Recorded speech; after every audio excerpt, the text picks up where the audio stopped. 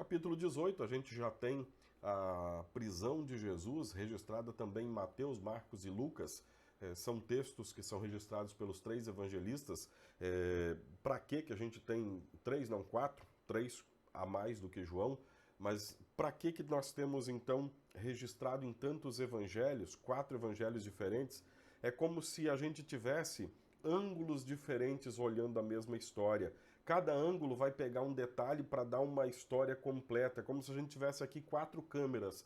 Cada evangelho é uma dessas câmeras apontando para Jesus. Mateus vai trazer alguns detalhes que João não traz, Marcos outros detalhes, Lucas outros detalhes. Por isso é importante ler essa história em todos os evangelhos também, porque a gente vai conhecer cada vez mais. Então a gente tem, Jesus foi preso, daí tem aquela briga, os discípulos querem defendê-lo com a espada, ele diz que o reino dele não é pela espada que vem, ele vai ser levado diante de Anás, que era um sumo sacerdote da época. Depois a gente tem Pedro negando Jesus. 2 capítulos atrás, Jesus tinha dito, olha, você vai me negar. Ele disse, de jeito nenhum, e nega Jesus.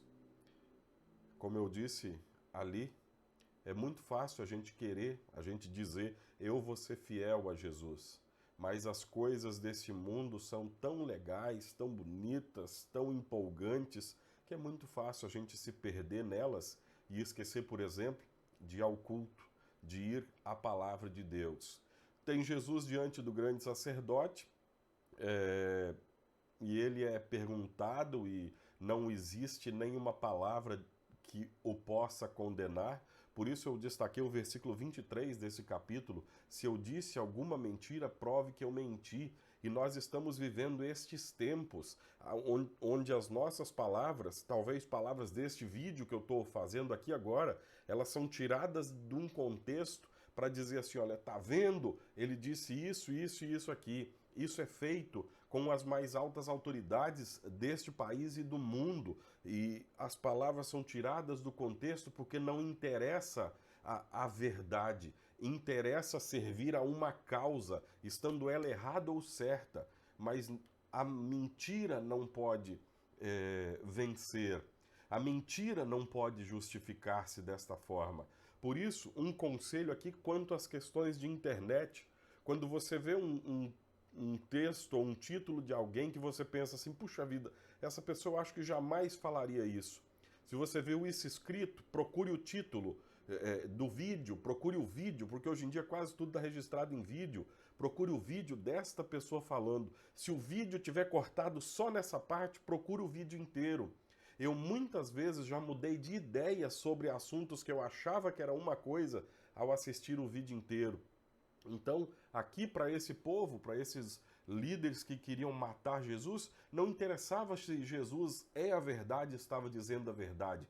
Interessava que eles queriam achar uma prova, mesmo que falsa, como acharam, para determinar que Jesus era culpado e libertar o bandido.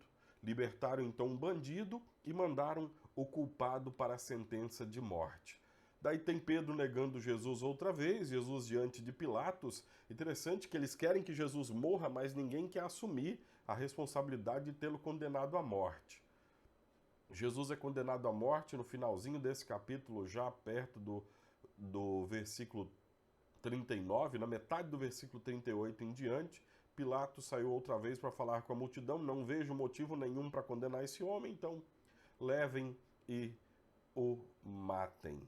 E aqui a gente está indo para os momentos definitivos da vida de Jesus e de sua morte em favor de todos os seres humanos. Essa salvação recebe quem crê em Jesus Cristo. Daqui a pouco a gente volta com os 3 últimos capítulos desse texto de João. Primeiro o 19, depois o 20 e por fim o 21.